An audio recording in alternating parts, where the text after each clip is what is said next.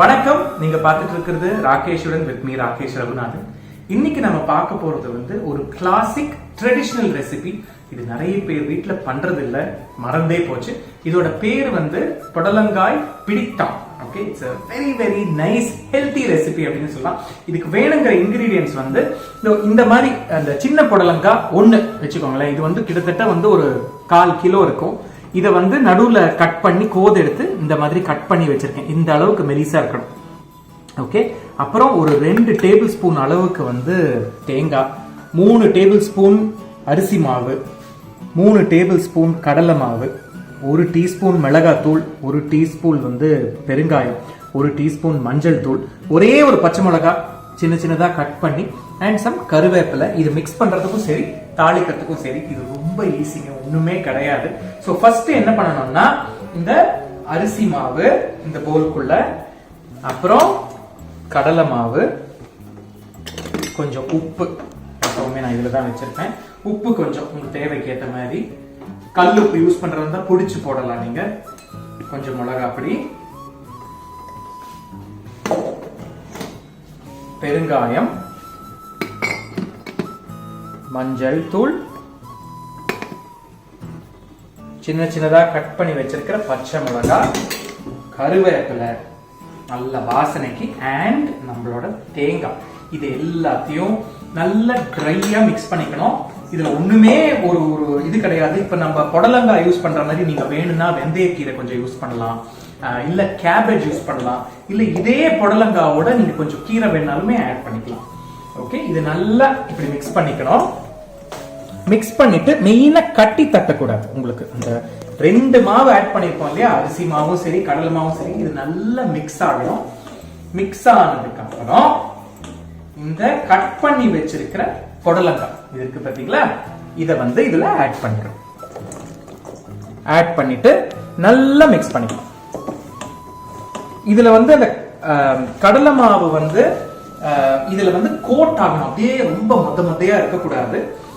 நல்ல கோட் ஆகி, அண்ட் அந்த புடலங்காலே கொஞ்சம் தண்ணி இருக்கும், நம்ம வாஷ் பண்ணதோட தண்ணியும் இருக்கும், அதோட சேர்ந்து இருக்கும்போது லைட்டா கோட் ஆகிக்கணும். அது வரைக்கும் மிக்ஸ் பண்ணிக்கலாம்.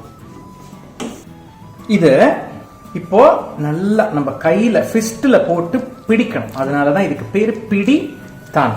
பாருங்க, இந்த மாதிரி பிடிச்சிட்டு உங்களுக்கு கன்சிஸ்டன்சி சொல்றேன். இந்த அளவுக்கு மாவு நம்ம இப்படி கையில இப்படி பிடிச்சோம்னா உங்களுக்கு அந்த ஃபிஸ்டோட பேட்டர்ன் அப்படியே இருக்கணும். பேட்டர்னா இப்ப இதே மாவா இருந்ததுன்னா உங்களுக்கு நம்ம கை தெரியும், இது புடலங்கான்றதுனால இப்படி தெரியாது. வேணும்னா உங்களுக்கு இன்னும் கூட சின்னதா கட் பண்ணிக்கலாம் புடலங்காவை. பட் எனக்கு சொன்னது ரெசிபி இப்படிதான். சோ இத நம்ம ஒரு இட்லி ஸ்டீமர்லயோ இல்ல இந்த மாதிரி கலவடையில போட்டு இந்த மாதிரி வச்சு ஸ்டீம் பண்ணிக்கலாம். ஓகே, இது இட் வில் டேக், எனக்கு டைம் சொல்ல தெரியல, பட் உங்களுக்கு மேல அந்த மாவெல்லாம் கம்ப்ளீட்டா குக் ஆகி கிட்டத்தட்ட நம்ம பருப்பூசலி பண்ணுவோம் பாத்தீங்களா, அந்த மாதிரி it will hold the புடலங்காய் together. நான் சொன்ன மாதிரி எனி வெஜிடபிள் நீங்க இதுல ஆட் பண்ணிக்கலாம். மெயினா உங்களுக்கு இந்த கன்சிஸ்டன்சி. சோ நான் சொன்ன மெஷர்மெண்டா இருந்தா கூட உங்களுக்கு கொஞ்சம் இன்னும் கூட கொஞ்சம் மாவு வேணும், இல்ல இன்னும் கொஞ்சம் தண்ணி வேணும்னா நீங்க தண்ணி தெளிச்சு இந்த மாதிரி பிடிச்சிக்கலாம். கிட்டத்தட்ட ஒரு 15 மினிட்ஸா நல்லா ஸ்டீம் ஆயிட்டு இருக்கு. உங்களுக்கு பாத்தீங்கன்னாலே தெரியும், அந்த நல்ல லைட் ஆரஞ்சா இருந்த அந்த மாவு, இந்த கடலை மாவு அரிசி மாவு சேர்ந்து இங்க பாருங்க எப்படி உங்களுக்கு கலர் மாறி இருக்கு பாருங்க. அண்ட் கொஞ்சம் நம்ம கீழே இப்படி எடுத்தோம்னா you should be able to move it. இங்க வருது பாருங்க, கொஞ்சம் கீழே ஒட்டும், நான் இல்லைன்னு சொல்லல, பட் கீழே இருக்கிறதும் இந்த மாவு நல்லா குக் ஆயிடுச்சுன்னா ஆல்மோஸ்ட் லைக் ஸ்டீம் டம்ப்ளிங் தான். ஸோ இதை எடுத்து தனியா வச்சுட்டு கடுகு, கருவேப்பிலை, தேங்காய் எண்ணெயில எனக்கு பிடிச்சது, பட் உங்களுக்கு என்ன வேணுமோ யூஸ் பண்ணிக்கலாம், தாளிச்சுக்கலாம். ஸ்டீம் பண்ணதுல இருந்து எடுத்ததுக்கு அப்புறம் இங்க பாருங்க, I can't even hold the plate, அவ்வளவு சூடா இருக்கு. இங்க உங்களுக்கு ஸ்டீம் தெரியும்னு நினைக்கிறேன். see how beautiful that is. And நம்ம கையில அழகா வச்சு பிடிச்சதுனால தான் நான் சொன்ன மாதிரி பிடித்தான். இங்க பாருங்க, see how that is பால் மாதிரி இருக்கு. and any vegetable will be compatible for this. see, and உங்களுக்கு மெயினா மேல அங்க இருக்கிற மாவு எல்லாம் குக் ஆயிருக்கு பாருங்க. இந்த கடலை மாவு அரிசி மாவு எல்லாம் சேர்த்து போட்டதுனால குக் ஆயிருக்கு. ஸோ இங்க கடாயில தேங்காய் எண்ணெய் நான் சூடு பண்ணியிருக்கேன். இது சூடானதுக்கு அப்புறம் லைட்டா தான் இதை போட்டு நம்ம ஒரு வதக்கணும், ஏன்னா உடஞ்சிடக்கூடாது. கடுகு,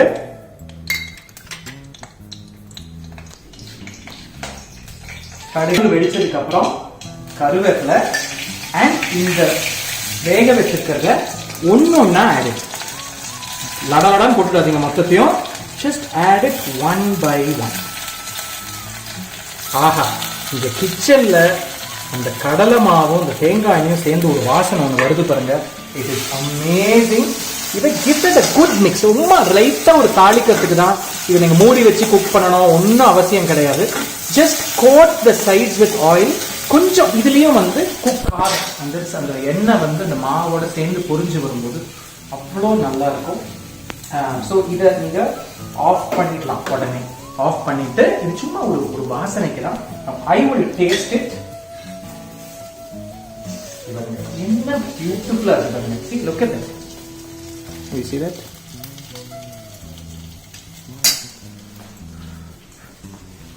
And இதுல உங்களுக்கு கொஞ்சம் அந்த காய்கறிகள் வந்து இப்போ எனக்கெல்லாம் பார்த்தீங்கன்னா வந்து கொஞ்சம் அந்த கிரன்ச் இருந்ததுன்னா நல்லா இருக்கும். அது ஒரு கேரட்டாக இருக்கட்டும், பீன்ஸாக இருக்கட்டும், புடலங்காவும் சரி, அந்த வெஜிடபிளோட கிரன்ச் இருந்ததுன்னா இட்ஸ் ஆல்வேஸ் டேஸ்டி. உங்களுக்கு ஏற்ற மாதிரி நீங்க ஸ்டீம் பண்ணிக்கோங்க.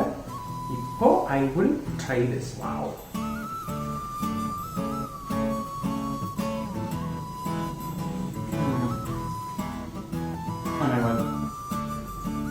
It's fantastic. நானே சமைச்சு நானே சமைக்க கூடாது, but still it's a very very subtle recipe. இது வந்து எப்படி உருவாயிருக்கிறதுக்கு சான்ஸ் இருக்குன்னா, உங்களுக்கு வந்து காய்கறிலாம் கம்மியா இருக்கு, இன்னும் கொஞ்சம் இருக்கிற அந்த மாவு இதெல்லாம் வச்சு என்ன மாதிரி ஒரு அட்ஜஸ்ட் பண்ண முடியும். அண்ட் முக்கியமா ரேஷன் பண்ணி எல்லாருக்கும் ஒரு உருண்டை தான் அப்படின்னு கொடுக்குற மாதிரி. So go ahead, try this recipe. எங்களோட வாட்ஸ்அப் ப்ராட்காஸ்ட் இருக்கு, உங்களுக்கு டீடைல்ஸ் எல்லாமே வந்திருக்கும். இந்த வீடியோக்கு கீழேயும் சரி, எங்களோட வெப்சைட்லயும் சரி, all the recipes are available in English. So cheers, try this recipe, tag us, have a lovely week ahead.